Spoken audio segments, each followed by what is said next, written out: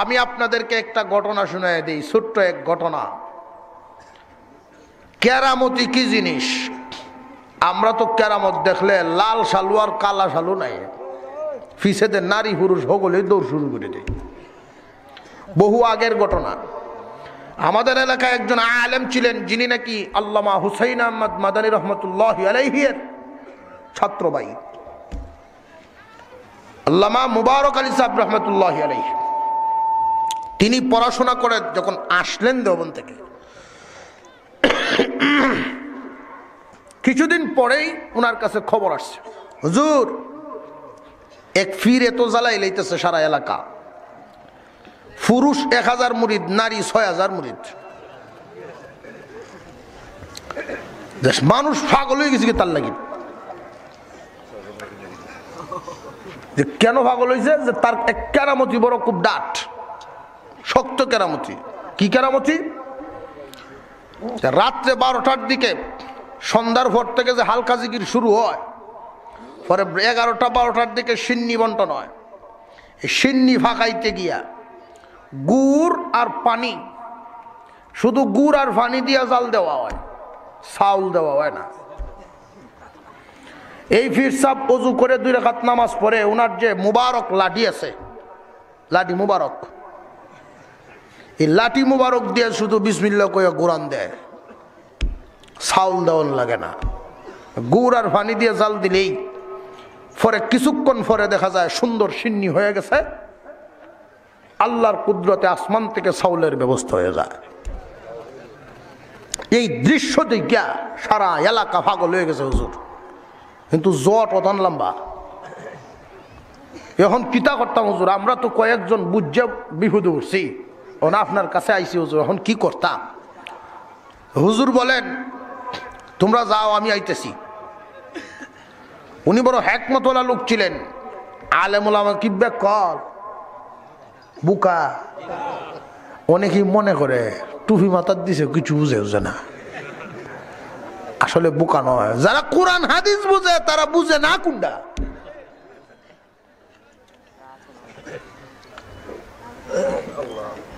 উনি বলছেন যে আমি আসতেছি, তবে ওইখানে গেলে আমার পরিচয় দিও না।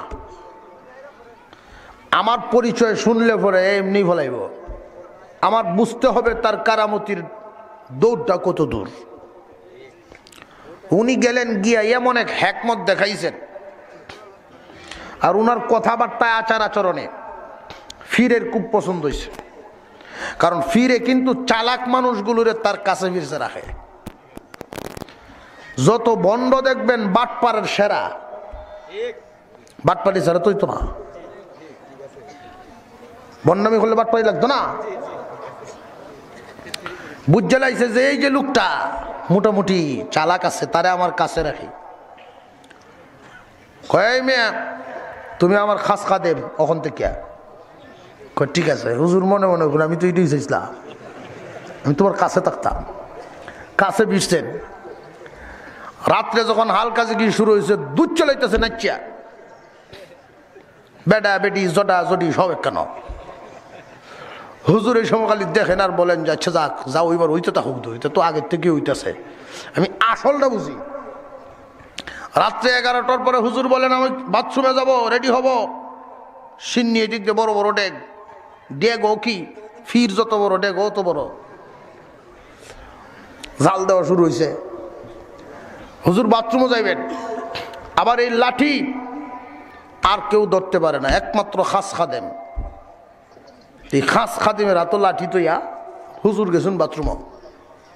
তো খাস খাদিম কিবে কল না এখন আকল, এখন যিনি হয়েছে এখন তো আকল হয়েছে আল্লামা মুবারক আলী রহমতুল্লাহ আলাই, হুসাইন আহমদ মাদানী রহমতুল্লাহ আলের ছাত্র ভাই।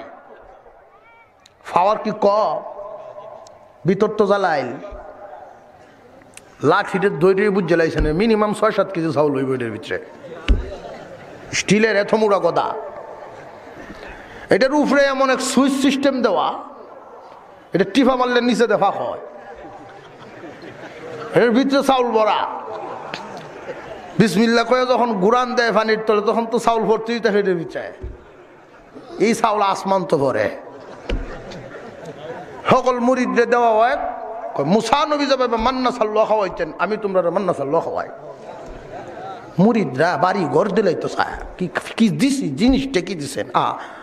বাবা তো দেশ বহু আছে, কিন্তু এরকম বাবা তোর পাওয়া যায় না। হুজুর করছেন কি, সব চাউল বাথরুমের পিছন দিনে ডালছেন তারা ওরা করিয়া। আর ফির যে বাথরুমও ঢুকছে রে, ফির আলীর বাথরুমও ঢুকলে সকলের বাথরুম তো সমান না, সপ্তাহে তো একটা ব্যবসা আছে না। ফিরের বাথরুমও তো এটাও তো ফিরালি আস্তে ধীরে হইতাছে।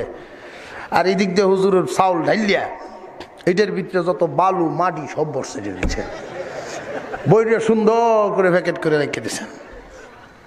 ফিরসা পাইছেন বাপ ধরে লইছেন, আগ গইতেছে আস্তে আস্তে তসবি একখানা তো হুজুর ফিসা ফিসা যায়। হুজুর মনে মনে যাও বাবা, আজকে যাও বাবা। যেই গে উনি দিচ্ছেন না রাত, এখন তো দেখা যায় একটু পরে, অন্যদিন তো সাদা হয়ে উঠে, আজকে দিক কালা হয়ে উঠতেছে সব। ফির বুঝে লাইছে এই বন্ড তো বাট পার, বুঝে লাইছে যে আমার পিছে লাগছে আজকে, আমার পিছে আজকে লাগছে। ঠিক মোটামুটি হে ফিসায়ের তো চায় মোবারক আলী সাহেব তো পিছনে আছেন, তাওয়াদে ধরছেন। হুজুর জাইন খই বরকত সারাটা দিতেন না, জাইন খই আজকে। সচেতন মুরিদ যারা তারা বলতেছেন ঘটনা কি? হুজুর বলেন আমি মোবারক আলী রাজনগরী। সিট মেরে উঠছে বন্ডারা তো ধরলে উঠছে, এই হুজুর দুই রাজনগরে বড় হুজুর। কয় রাজনগরের বড় হুজুর আইসি বড় বন্ড ধরার লাগে, তোরারে মান্না সাল্লো খাওয়ায়, দেখ কি খাওয়ায়। লাঠি যখন আসলটা দেখাইছেন এখন আর এই ফিরের গতি কি বুঝতেই পারে। কথা বুঝে আসছে? মানুষ সচেতন হবেন, বেলকি সেলকি দেলকা ফির ধরবেন না। এক নাম্বার সবক আল্লাহকে ভয় করো। 2 নাম্বার সবক, এই 2 নাম্বার সবকটা আমাদের মনে রাখতে হবে। আল্লাহ পাক বলেন ইয়া আইয়ুহাল্লাযীনা আমানুত্তাকুল্লাহা ওয়া কুনু মা'আস সাদিকিন।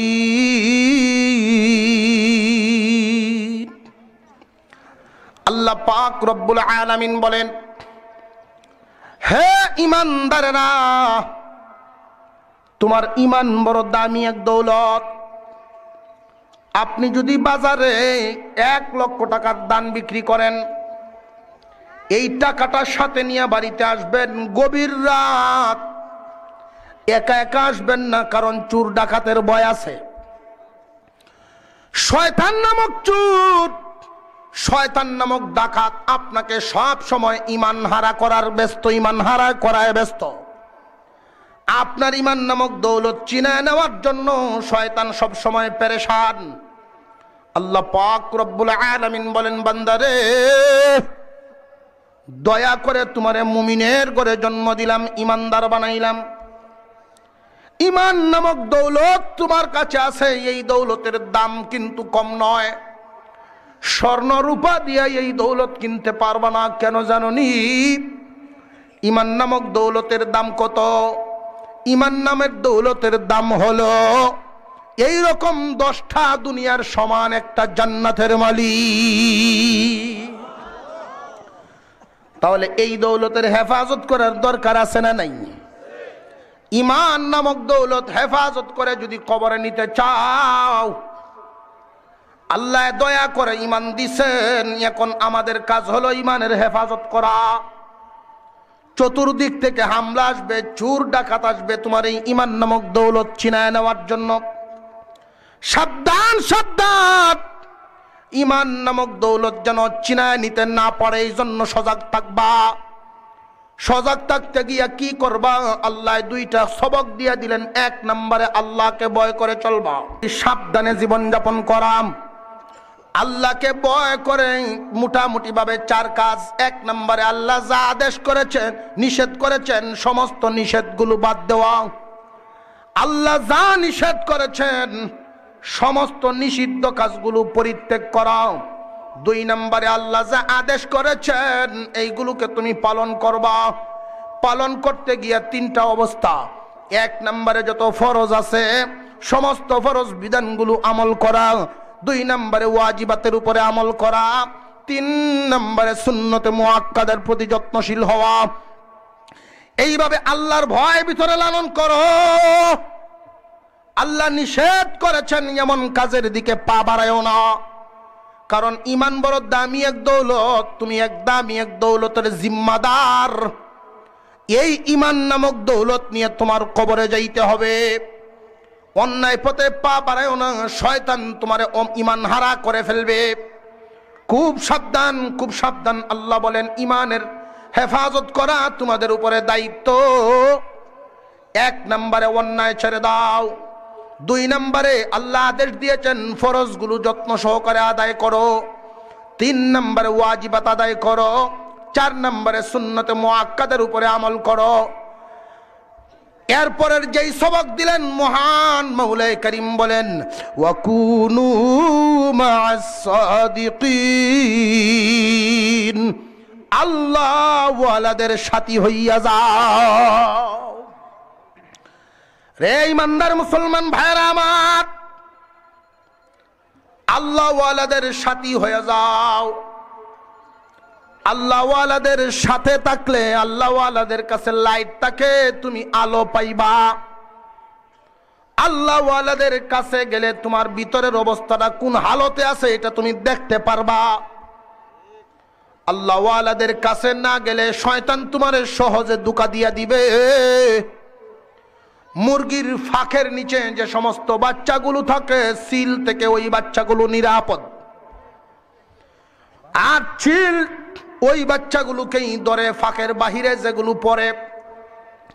আল্লাহ বলেন আল্লাহ ওয়ালাদের খুব কাছাকাছি থাকবা, আল্লাহ ওয়ালাদের কাছে থাকো, শয়তানের হামলা থেকে বাঁচতে পারবা।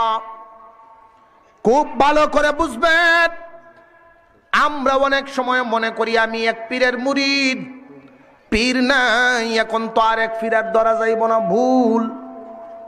কারেন্টের তার এক জায়গার থেকে ছুটে গেছে, বাতি জ্বালাইতে হলে আরেক জায়গায় লাগাইতে হবে। কথা বুঝে আসছে? আপনি এক জায়গায় বায়াত গ্রহণ করেছেন, একজন আল্লাহ ওয়ালার সাথে আপনার সম্পর্ক, আবার আল্লাহ ওয়ালাও যে ধরবেন, আল্লাহ ওয়ালার সাথে সম্পর্ক যে করবেন, বাজারে যেই জিনিস চলে বেশি এইটার নকলও বাইরে বেশি। আর একটু জোরে ক।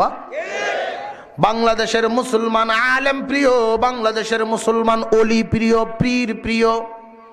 এই জন্য শয়তানে চিন্তা করছে ডুপ্লিকেট বাহির করা দরকার, এই জন্য বড় বড় ফ্যাট দেইখা ডুপ্লিকেট বাহির করছে। আছে না নাই? হক্কানি পীর হওয়ার জন্য, হক্কানি পীর চিনার জন্য কিছু চিহ্ন বর্ণনা করা হয়েছে। আল্লামা আশরাফ আলী থানভী রহমাতুল্লাহি আলাইহি উনার একখান ছোট কিতাব, আল্লামা থানভী ছোট একখান কিতাব লিখেছেন কসদুস সাবিল। ওই কসদুস সাবিলের মধ্যে তিনি সংক্ষিপ্ত আকারে বর্ণনা করেছেন কমপক্ষে 3টা আলামত লাগবে পীর হওয়ার জন্য। হক্কানি পীর হওয়ার জন্য 3টা গুণ লাগবে। 1 নাম্বার গুণ হলো আলেম হতে হবে, কোরআন হাদিসের আলেম হওয়া। যে সমস্ত বড় বড় ফ্যাটওয়ালা দেখবেন, যে সমস্ত বড় বড় বডিওয়ালা বন্ড আছে, আপনাদেরকে দুকা দিবে, ফেটে পাড়া দিলেও কুল হুয়াল্লাহ বাহির হইবে না। সাবধান, সাবধান, এই বন্ডদের কাছে যাবেন না, ওরা নিজেরাই অন্ধ, নিজেরাই অন্ধ। দুকা দিয়া কিন্তু আপনাদেরকে 12টা বাজায় দিবে, ইমান চুর। 1 লাখ টাকা বাজার থেকে নিয়ে যে আপনি বাড়িতে আসবেন, আল্লাহ বুঝায় দিলেন ওয়াকুনু মা'আস সাদিকিন, ঈমান নামক দৌলত নিয়ে কবরে রওনা দিয়েছ, নেককারের সাথী হও, আল্লাহ ওয়ালার সাথী হও, ডাকাত থেকে বাঁচতে পারবা। কিন্তু এখন টাকা নিয়ে যদি বাড়িতে রওনা দিছেন, 5 জন মানুষের সাথে আপনি নিরাপত্তার জন্য টাকাটা নিয়ে বাড়িতে যাবেন, এই জন্য সাথী লইছেন। কিন্তু যদি রাস্তার মধ্যে আইসা সাথী অস্ত্র ধরে, তখন কি করবেন? সাথী যদি আপনার ঈমান নেই, তখন আপনার গতি কি? এমন পীর ধরা যাবে না যেই পীর ধরলে পীরের কারণে ঈমান যায়। তুমি তো ঈমানের হেফাজতের জন্য, আমল হেফাজতের জন্য পীর ধরবা। আল্লাহ বলছেন ওয়াকুনু মা'আস সাদিকিন, আল্লাহ ওয়ালাদের সাথী হও ঈমান আমল হেফাজতের জন্য। কিন্তু এমন পীর তুমি ধরছো যেই পীরের সাথী হওয়ার কারণে ঈমান আমল হুমকির মুখে ডাকাত আরো বেশি। এমন পীরও আছে সুদখোর গিয়া যদি তার সামনে হাজির হয়, বড় বড় ঘুষখোর গিয়া যখন তার সামনে হাজির হয়, হুজুর আইছি, বান্ডেল দুইটা দিছে, মাথাটায় হাত বুলায় দিছে, বরকত লাগায় দিছে, যা একটু সাবধানে চলিস। সুদিবারটা আছে, ব্যাংকের সাথে লেনদেন আছে, বহু কোটি কোটি টাকার লেনা দেনা, শেয়ার বাজারে কোটি কোটি টাকা মানুষের আত্মসাৎ করে ফেলছে। ফিরের কাছে খুললে কইছে 100 কোটি টাকা হুজুর মাইরে দিছি, কি করবো, গরিব আসলাম। 1 লাখ 2 লাখ দিলাইছে, হুজুরে বরকত দিয়া মাথায় হাত বুলাইছে, সাবধানে তাকিস, এরপরে নজর তো আমার আছেই। এর আর কোনো বয় আছে নাকি? মুশকিল হাসান বাবার নাম, মুশকিল হাসান বাবার নামই মুশকিল হাসান। এনে গেলে আর মুশকিল থাকে না, সব আসান হয়ে যায়। খুব সাবধান। হক্কানি পীর চিনার জন্য ফু দিয়া আগুন জ্বালাতে হবে এমন শর্ত নাই, কেরামতি দেখাইতে হবে এমন শর্ত নাই। আল্লামা জুনাইদ বাগদাদী রহমাতুল্লাহি আলাইহির দরবারে এক মুরিদ থাকেন, 10 বছর খেদমত করলো। হুজুর আর থাকবো না, ছুটি দিন। কেন থাকবে না, কারণ কি? হুজুর যে উদ্দেশ্যে আইছিলাম কাম হইল না। কি উদ্দেশ্যে আসছিলে রে? যে হুজুর আমার উদ্দেশ্য ছিল, নাম শুনেছি আপনি অনেক বড় পীর, খেদমত করলাম, কাছাকাছি রইলাম 10টা বছর, কিন্তু কোনো কারামতি তো দেখতে পারলাম না। আমার ইচ্ছা ছিল অলৌকিক কোনো কিছু দেখব। হুজুর ডাক দিয়া বলেন, ছুটি চাইছো, ছুটি নেও, অসুবিধা নাই, তবে একটা কথা বলে যাও। এই যে 10টা বছর আমার সাথে রইলা, 10 বছরের ভিতরে আমার উঠা বসা, খাওয়া দাওয়া, চলাফেরায় কোনদিন আল্লাহর রসুলের সুন্নতের বিপরীত দেখছ? না হুজুর, তা দেখি নাই। 10 বছরের ভিতরে কোনো কাজ আল্লাহর রসুলের সুন্নতের বিপরীত দেখি নাই। আল্লামা জুনাইদ বাগদাদী বলেন, এর চাইতে বড় কারামতি তুমি আর কি দেখতে চাও? একজন মানুষ যদি রসুলের সুন্নত তরিকায় চলেন, এটাই তার জন্য কারামতি। এই জামানা এমন একটা জামানা, আগের জামানায় সিনেমার হলে গেলে বাবা এক বাড়িতে বের করে দিত, আমার বাড়ির জায়গা নাই। ময় মুরব্বীরা সকলে মিললে আয়া সুপারিশ করে বাড়িতে যাইতো, আর যাইতো না, ভুল করে লইছে। কিন্তু এখন এমন এক জামানা, সিনেমার হলের চাইতে কঠিন জিনিস পকেটে লয়ে ঘুরে। এই জামানার মধ্যে যদি আল্লাহর রসুলের সুন্নত তরিকায় জীবন যাপন করতে পারে, এর চাইতে বড় কারামতির দরকার না। হক্কানি পীর হওয়ার জন্য 3টা আলামত। 1 নাম্বার আলামত হলো কোরআন হাদিসের জ্ঞান থাকবে। 2 নাম্বার আল্লাহর রসুলের সুন্নত তরিকার জীবন হবে, সুন্নতের উপরে আমল করতে হবে। হক্কানি পীরের আলামত দেখবেন, হক্কানি পীরের দরবারে বেশিরভাগই আলেম ওলামাদের আনাগনি, আর বন্ডের দরবারে বেশিরভাগ মূর্খ মানুষ, তার মধ্যে নারী বেশি। 3 নাম্বার, হক্কানিয়ার একজন পীরের এজাজত লাগবে। হক্কানিয়ার একজন পীরের এজাজত নিয়ে এরপরে মুরিদ করা শুরু করে দেওয়া। যদি আপনাদের এই দেশের মধ্যে কোনো ভণ্ড ঢুকে, সাবধান থাকবেন, সাবধান থাকবেন। আল্লাহর নবীর একখান হাদিস আপনাদেরকে শোনায় দেই, মান রাআ মিনকুম মুনকারান ফালইউগাইয়িরহু বিয়াদিহি ফাইল্লাম ইয়াস্তাতি ফাবিলিসানিহি ফাইল্লাম ইয়াস্তাতি ফাবিকলবিহি ওয়া যালিকা যুআফুল ঈমান। ঈমান হেফাজতের যুদ্ধের ময়দানের আলোচনা করতেছি। ইমান হেফাজত, ইমান হেফাজত করে যদি কবরে যাইতে পারো 10 দুনিয়ার সমান একটা জান্নাতের মালিক। এরা শুধু বুঝছে আর বাকিরা বুঝছেন না আমার কথা।